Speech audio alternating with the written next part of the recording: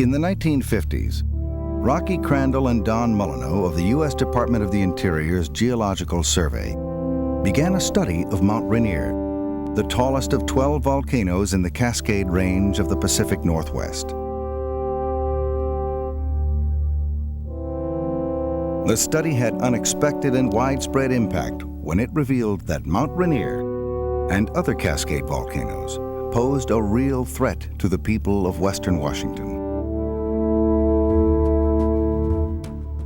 Crandall and Molyneux identified Mount St. Helens, a particularly explosive volcano, as the most dangerous of all. In 1975, they forecast that Mount St. Helens might well be the next Cascade volcano to erupt, perhaps even before the year 2000. Just 5 years later, in 1980, the north face of the mountain collapsed, unleashing an explosive eruption and sending a torrent of mud and trees sweeping down the Toutle River.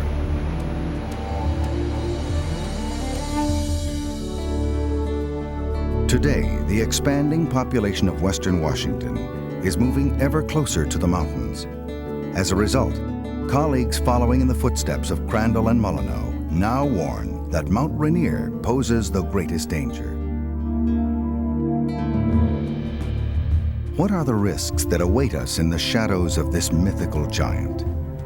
Beneath its beauty, what aspects of its volcanic personality lie hidden? And what have scientists learned about the ways in which Mount Rainier might someday affect the cities and towns of Western Washington?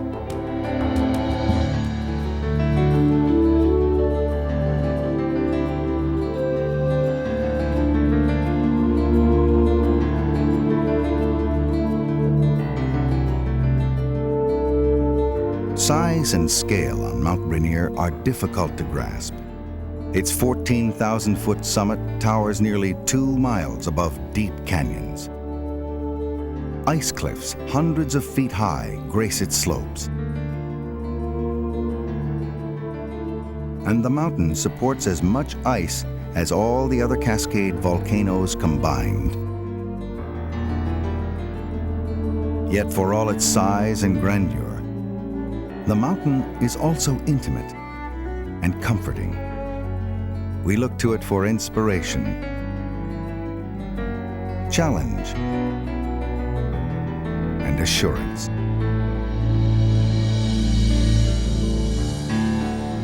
But the mountain's true nature is far more complex. We easily forget that Mount Rainier is a live volcano, lying quiet for only 100 years.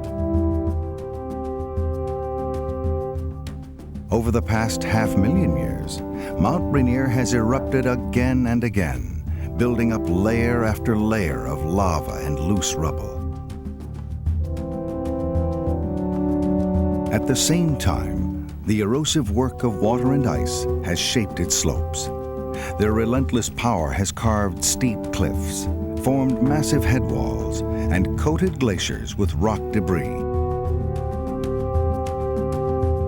But most important to us are the sudden landslides that every now and then tear away vast portions of the cone and send massive mudflows thundering down its valleys. Many have traveled tens of miles, all the way to the Puget Sound lowland. Development is now crowding into these same valleys, building atop the remains of old mudflows. What events might affect these towns over the next 50, 100, or even 500 years?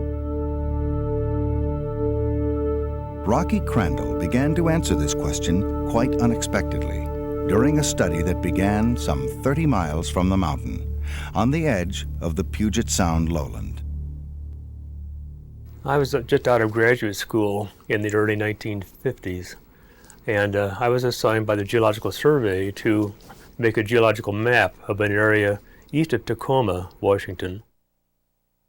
Working from older maps, Crandall expected to find the hummocky remains of glacial deposits around the towns of Buckley and Enumclaw. When he arrived, he found only a flat plain. Where he expected to find glacial sediments plastered on the hills, they seemed to occur only in the valleys. As Crandall attempted to explain how the valley floor had formed, he found himself moving in a surprising direction and toward a stunning conclusion. And I came up with the idea that perhaps it had actually flowed into place, like a giant mudflow. And it was just like a light going on over my head, because everything I knew about the deposit fit this kind of an origin, that it actually had flowed into place. It had not been formed by a glacier at all. But the question in my mind is, if it is a mudflow, how did it ever get started? Where did it come from? And I had no idea at all. Even though standing there on the plain that was formed by this mudflow, I could see Mount Rainier in the distance, and I didn't make the connection for a long time. As Crandall searched vainly for the source of this giant mudflow, known as the Osceola, its deposits led him up the White River to a point 10,000 feet up the northeast side of Mount Rainier. We could hardly believe our eyes when we actually found a remnant of the same deposit there at the tip of Steamboat Prow. As he stood on Steamboat Prow looking toward the summit, Crandall realized that the Osceola could have come only from the sudden collapse of a major segment of the mountain. This was a radical idea. Such massive volcanic landslides were virtually unknown. That is, until 1980, when the north flank of Mount St. Helens, weakened by rising magma, collapsed in the largest landslide ever witnessed.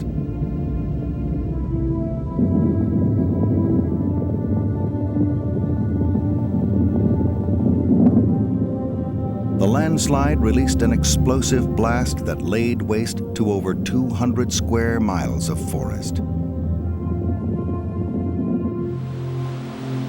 And the landslide also spawned a giant mudflow that raged 50 miles, all the way to the Columbia River. When all had settled, Mount St. Helens lay gutted and bare.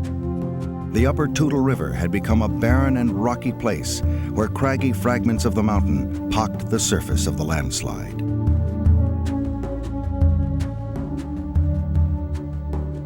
But scientists working at Mount St. Helens quickly realized that its odd, hilly landscape was not unique.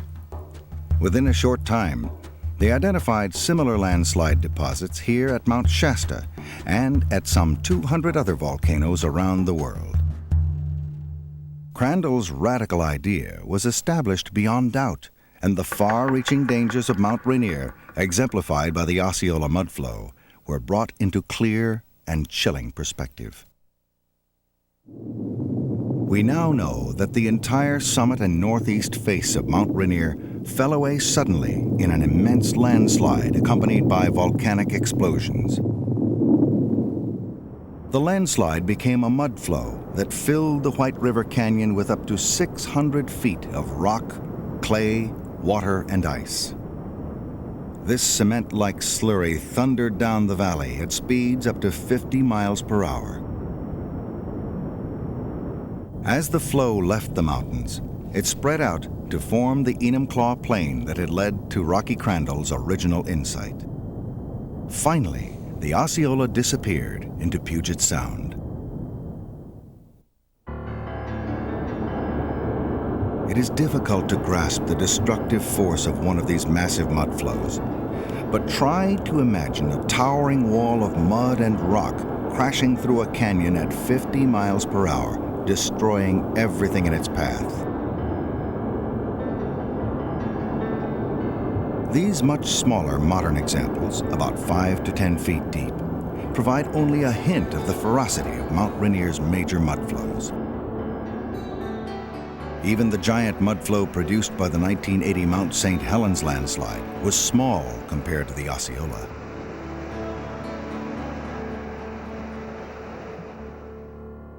The massive Osceola collapse, which occurred about 5,600 years ago, destroyed the top of Mount Rainier, lowering it by as much as 1,000 feet.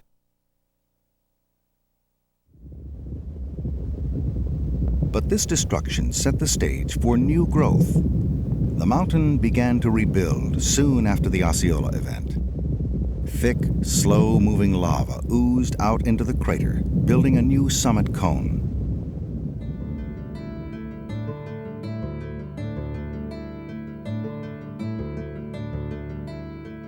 The jagged peaks that surround this new cone mark the edge of the old Osceola crater. Recent studies on and around the mountain confirm Crandall's conclusion that the Osceola was by far the largest mudflow of the past 10,000 years. And they also support the ominous news that since the Osceola, at least 5 other immense landslides have sent massive mudflows far down the valleys leading from the mountain. About 500 years ago, one of these landslides broke loose from Sunset Amphitheater, producing the electron mudflow. As it plunged down to Puget Sound, the electron left behind the broad plain around the town of Orting. It may be difficult to imagine that the mud and rock that filled this valley came from Mount Rainier, but it is vitally important to understand what happened here just 500 years ago. If repeated today, the electron could reach Orting in less than 2 hours, arriving as a wall of churning debris some 20 feet high, moving at about 20 miles per hour, burying the entire valley floor. The flow would destroy every building and entomb the remains in cement-like sediment.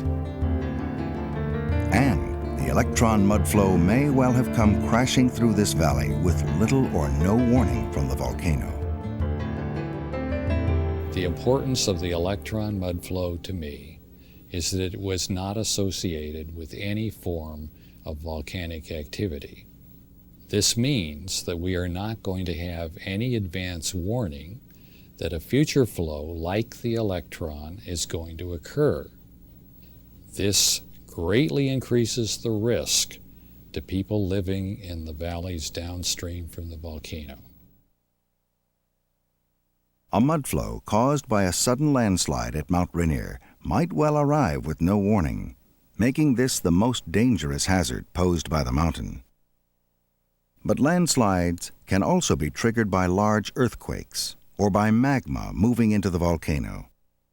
Either of these events could signal a possible mudflow, perhaps only an hour or 2 ahead for an earthquake, but days or weeks in advance for moving magma.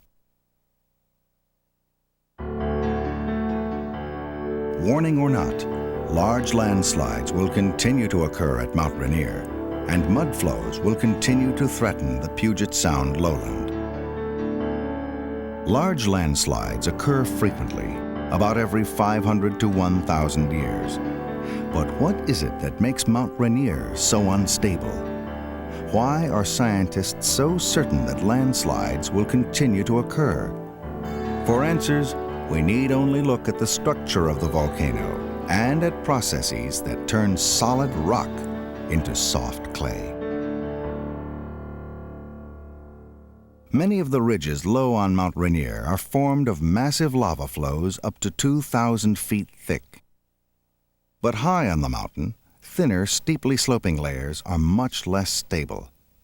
Lava cliffs 50 to 100 feet high are separated by beds of rubble, fragmented pieces of lava that are soft and easily eroded. These rocks could break loose at any time, nudged, for example, by a large regional earthquake or a steam eruption. Mount Rainier is weakened even further by hydrothermal alteration, a process that turns solid rock into soft and slippery clay. Atop the end of the Tahoma Glacier, in a landscape of altered rock, the smell of sulfur taints the air. Boulders fall apart. Iron minerals crust the rock like rust. Slippery clay minerals coat the volcanic debris. In the early 1900s, this material fell suddenly onto the Tahoma Glacier from Sunset Amphitheater.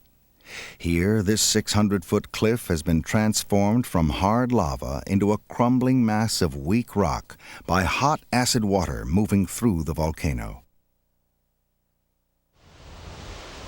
This chemical transformation requires water and heat, which travels from the magmatic heart of the volcano. Water is present everywhere on Mount Rainier, released by sun and rain.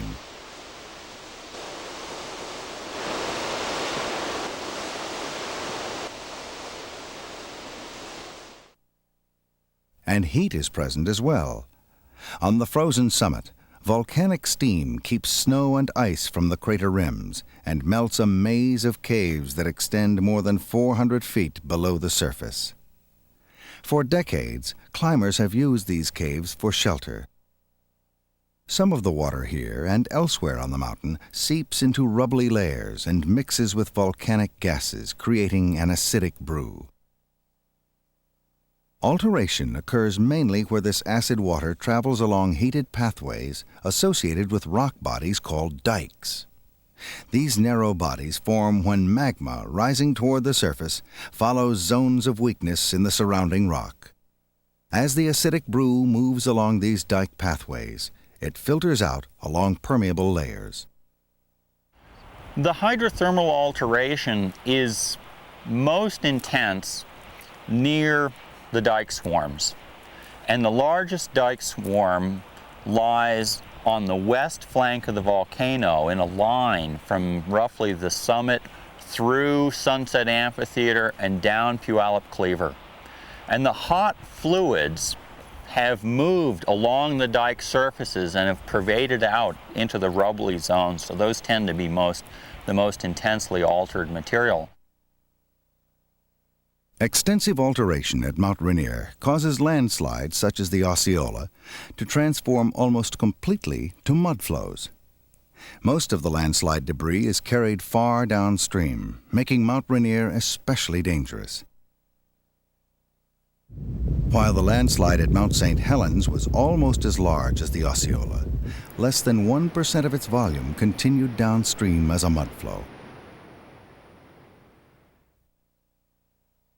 Mudflows from major landslides are the most far-reaching hazard at Mount Rainier.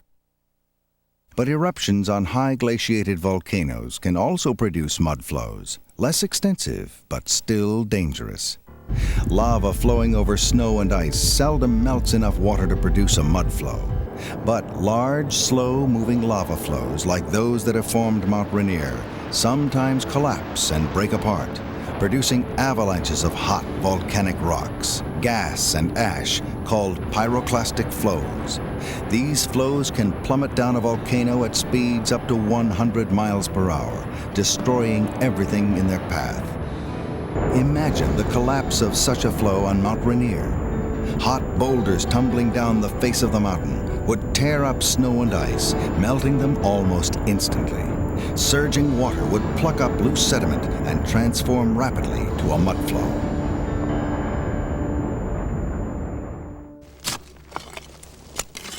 Mudflow deposits are loose and easily eroded. Only a few are preserved on the mountain. But ash that billows up from pyroclastic flows can settle over a large area, leaving behind a thin layer that records its passage. Jim Valance has been studying the history revealed by ash deposits in Mount Rainier's alpine meadows. Beneath the meadow's surface, more than 25 thin, dark layers of ash and lava fragments record pyroclastic flows that have occurred since the Osceola collapse. Some of these flows could have melted enough snow and ice to form major mudflows.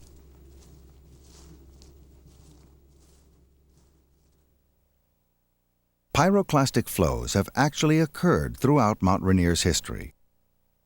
Early investigators thought that many of the rubbly layers on the mountain were the remains of ancient mudflows. But Tom Sisson has found that many of them record pyroclastic flows. These large buttresses behind us, made up of resistant rock, are lava flows. Each one of those cliffs is an individual lava flow.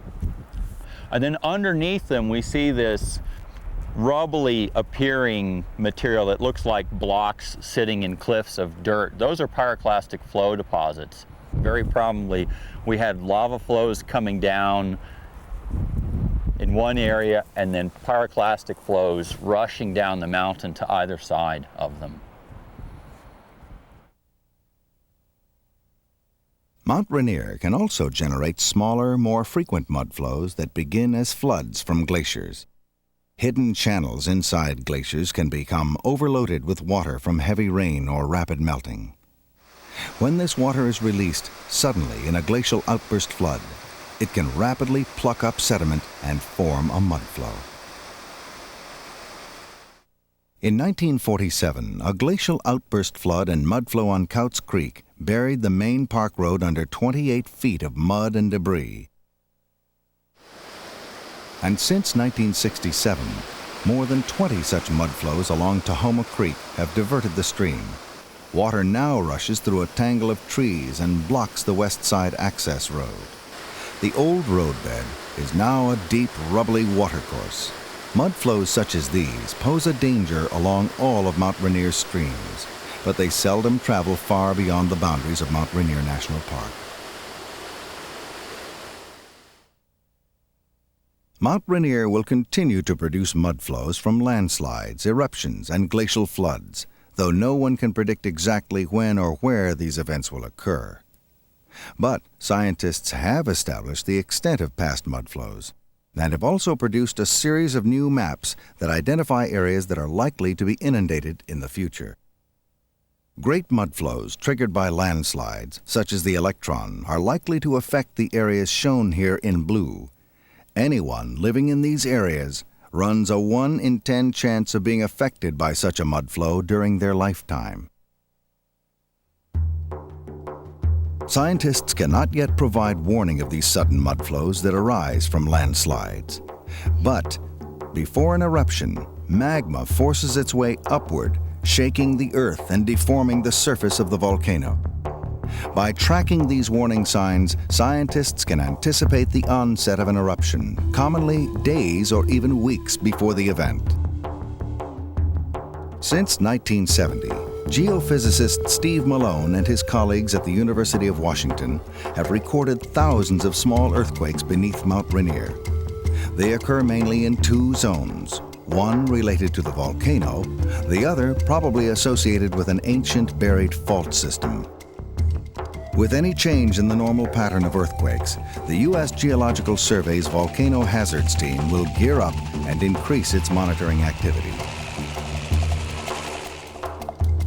Scientists will resurvey the mountain, measuring small changes in shape and the growth of cracks, features that allow them to track the movement of magma within the volcano. Such changes often signal an imminent eruption, and the chemistry of volcanic gases sampled from the air can also signal that magma is rising.